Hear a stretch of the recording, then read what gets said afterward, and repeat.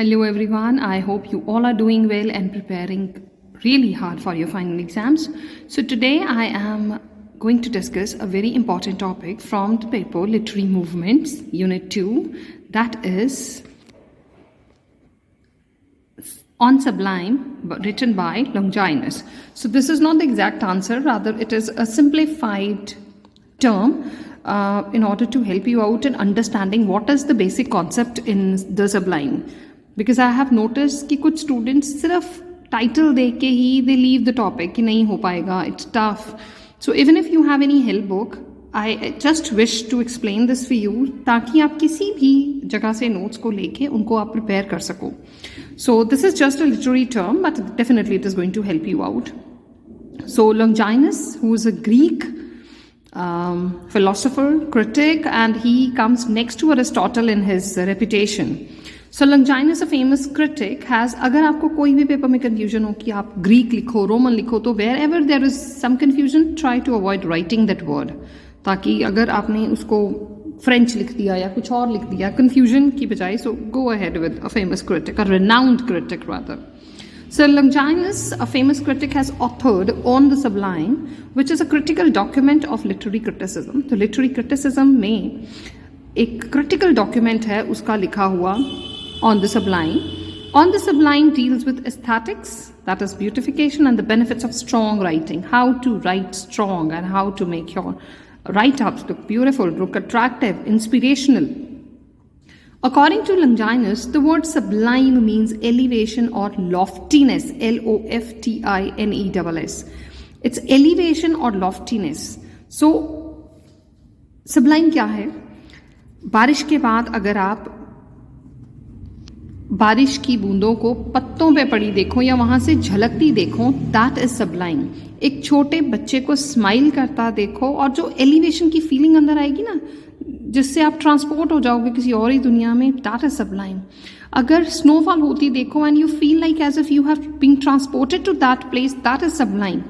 और राइटिंग में कई बार हमें कुछ लाइंस इतनी दिल को छू जाती हैं that we note them down, that is sublime. The sublime is a feeling of superiority.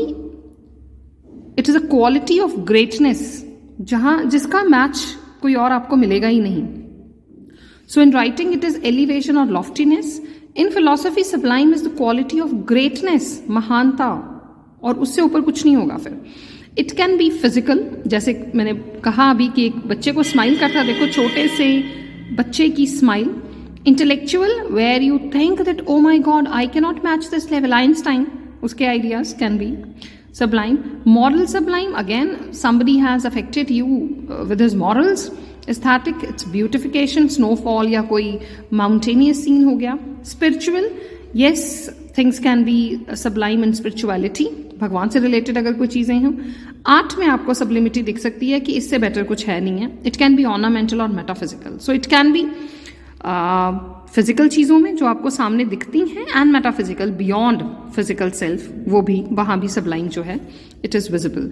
सो दस बाय सब्लिमिटी ही मीन्स, तो क्या मतलब है सब्लिमिटी का या सबलाइम का? Certain distinction and excellence in composition. तो यहाँ पे वो राइटिंग के साथ डील कर रहा है. जैसे Horace has given certain tips for the budding poets, Longinus बता रहे हैं यहाँ राइटिंग के साथ ही डील कर रहे हैं. सर्टन डिस्टिंक्शन, अगर आपकी राइटिंग में कुछ डिस्टिंक्शन है, आप लोगों से हटके लिखते हो. एंड एक्सेलेंस इन कॉम्पोजिशन, और आपकी कॉम्पोजिशन में बहुत ज़्यादा एक्सेलेंट फैक्टर्स हैं, तो दैट इज सबलाइम, जो आपको बाकियों से अलग करेगा, बाकियों से ऊपर उठा देगा.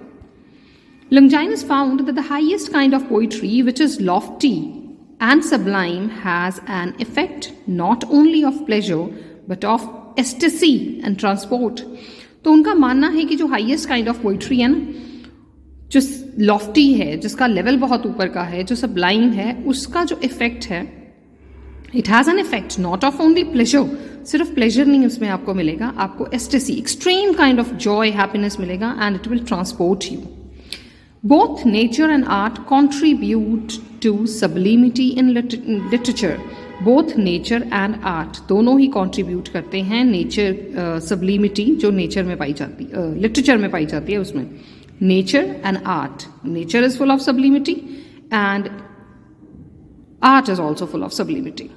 And Longinus says, art is perfect when it seems to be nature, and nature hits the mark when she contains art hidden within her. तो आर्ट परफेक्ट है कब? When it seems to be nature. Art perfect तब है जब वो nature है. अगर आप नेचुरल ऑब्जेक्ट्स को क्रिएट करते हो, हम भी तो एक नेचुरल ऑब्जेक्ट ही हैं, अगर आप नेचर को डिपिक्ट करते हो तो आपकी आर्ट परफेक्ट है.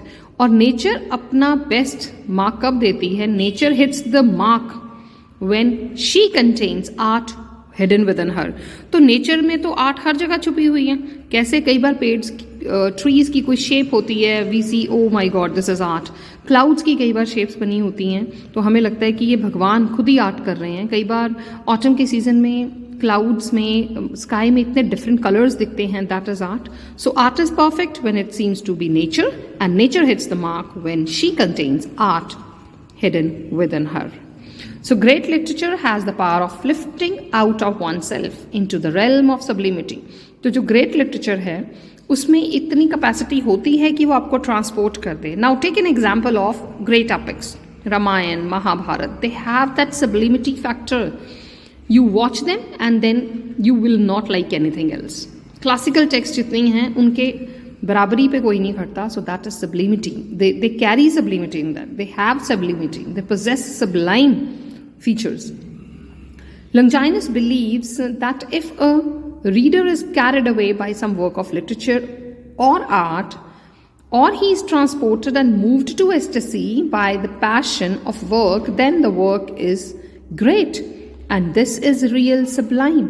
तो अगर आपको किसी वर्क ने बहुत खुश कर दिया, जॉय दे दिया, एंड आपको ट्रांसपोर्ट कर दिया, it means that work has sublime. The sublime moves the reader and he is made to move with the force of passion. तो आपका पैशन या थॉट लिखने का ऐसा हो कि वो रीडर को मूव कर दे. He feels that one sublime passion has the capacity to illuminate the whole book. कई बार हमें पूरी बुक में से कोई एक ऐसा कोट मिल जाता है कि we feel oh my God, this has made my day. और आप उसको कहीं लिख लेते हो, you make it thought of the day, और यू कीप टेलिंग पीपल मैंने आज ये पढ़ा है, या आपके वो स्टेटस में होता है. तो कोई एक सेंटेंस अगर पूरी बुक को इल्यूमिनेट कर दे, उसको रोशना दे, और आपको पूरी बुक का निचोड़ एक सेंटेंस में मिल जाए, सो that is Sublime. In this regard, he says, a work of genius does not aim at persuasion, but एस्टेसी. तो जो जीनियस वाला वर्क है ना, इंटेलिजेंट वर्क है, वो कभी भी किसी को मनाने पे कॉन्सेंट्रेशन करेगा, परसुएशन पे नहीं होगा उसका concentration. So this has to be this persuasion, right. So it will not aim at persuasion but ecstasy. उसमें क्या होगा? एस्टेसी, खुशी होगी. So thus Longinus feels that sublime is like a thunderbolt. तो उसको लगता है कि sublime क्या है? It's like a thunderbolt, which in a flash can reveal all the powers of the author. अब एक सेंटेंस देख के आपको लगेगा पूरे ऑथर को समझ लिया आपने. एक थंडरबोल्ट की तरह होगा वो. एक पर्टिकुलर वर्ड या सेंटेंस आप पूरी उसकी कैलिबर पे लाइट डाल देगा. तो in a flash all his capacities, his powers जो हैं, they'll be revealed, can reveal all the powers of the author. So in total he has talked of that there are total 5 sources of sublime. Now what are they? I'm not explaining them here, like it's not written here, but you can find them in the description box as well. So firstly, grandeur of thoughts. So first source of sublime, sublime कहाँ से आना है, क्या source है, कहाँ आपको sublime देखने में मिलेगा? It is in the thoughts. Grander of thoughts, आपके थॉट्स का लेवल क्या है, कितने अव्वल दर्जे के थॉट्स हैं वो. अगर आप कहीं पे ये बता रहे हो कि जैसे everyone adopts children, right, but अगर आपने कोई ऐसा राइटअप लिखा है wherein you are telling the public to adopt the elderly people, those who are there staying in the old age homes, so that is the grandeur of thought. क्या level है आपके thought का जो आप ये सोच रहे हो? You are making them society inclusive, कि वो भी सोसाइटी का पार्ट है. Why they have been thrown out of their houses. एक को कदर नहीं है तो बाकी उनको अडॉप्ट कर रहे हैं, right. And that will be kind of lesson for the children who have abandoned them. तो that's the level of your thought, and it can be anything. I am just citing one example. Second is capacity for strong emotion. If you are talking of emotions, they have to be of some level. अगर मैं बात करूँ यहाँ मेरा emotion हो, I am writing something and I will put fourth my views in the service of humankind, mankind, or I'll dedicate my work in the service of country. So that is the strong emotion. Strongest emotion when you feel one with the humanity, when you feel that you are part of humanity and you have to cater to them, you have to help them. Right? So these two are of genius. These are inborn things. Rest three kinds, they can be learnt with practice. Right, so these are something innate. You are born with it. That's the matter of genius, thoughts and emotions. Third is the use of figures with genuine emotion. So figures of speech you use karoge aap beech mein. So that is how you are going to use the words. That is the third source of sublime. The fourth source is the diction. Diction is the set language. You must have read it in Wordsworth too, where he is talking of that language of poetry should be of everyday language. It should be of everyday use. Daily use में जो readers use करते हैं वो वाली अगर language होगी, people will be more linked to your works. So source of diction. So now he is talking of that diction should have some level, right? So a writer has to be very particular what he is writing. The last but not the least is dignity of composition. It is the arrangement of words and composition. So there should be a proper structure.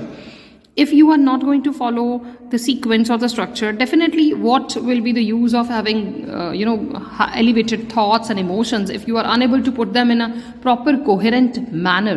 So it is very important that one should be careful about grandeur of thoughts, strong emotions, then use of figures in writing, then source of diction, and lastly, fifthly, that is the dignity of composition or arrangement of words in the composition. So then in the end you can conclude, this is just, I am repeating, this is just a term. You have to elaborate the 5 sources and this can be converted into an answer. So then definitely you will not, there's no need to write conclusion here, and you can just on the whole it can be asserted, or overall it can be concluded that that's how you have to end the answer even. So further, Longinus compares the true sublime with false sublime. So false sublime or bad sublime, that's the end of this treatise where he's comparing the both. So जो good sublime में है ये 5 sources, bad sublime में क्या है, इनका उल्टा हो जाएगा. The false sublime is featured firstly by bombast of language.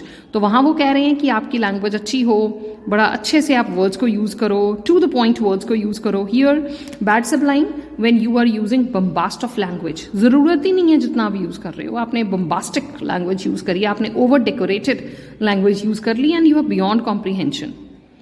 Secondly by pomp and parade of language. तो आपने पॉम्प और परेड लैंग्वेज को आपने बना दिया, आम लोगों के पहुंच से ही बाहर निकाल दिया. You are just showing your scholarly level, you are showing your witty level, that I am very intelligent, I have studied from a very good school, or I have read many good books and I have enriched my vocabulary, and now this is how I am telling you.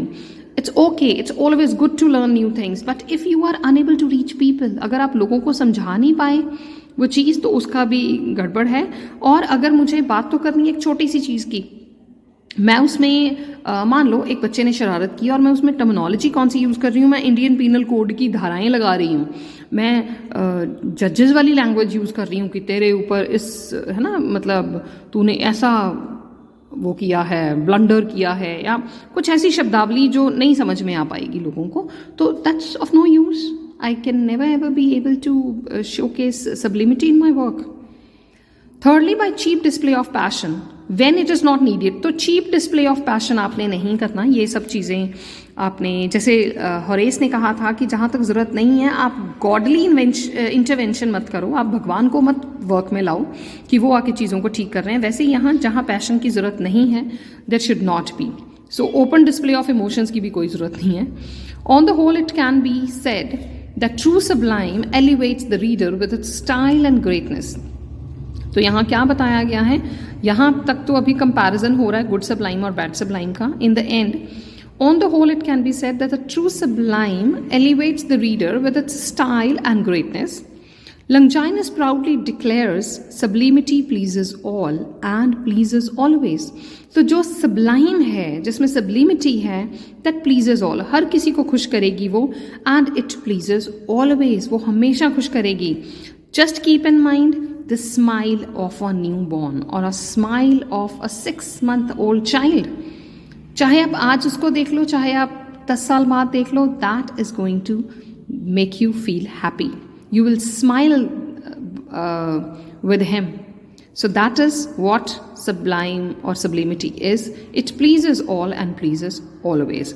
I hope this is actually making sense for you and you are going to prepare well for your finals with the help of this video or this term. In case there is any requirement regarding the explanation of some topic, do tell me in the comment section so that I may try to help you out. So with that, I take leave of you. Take care. Bye-bye. And have a nice time. All the very best.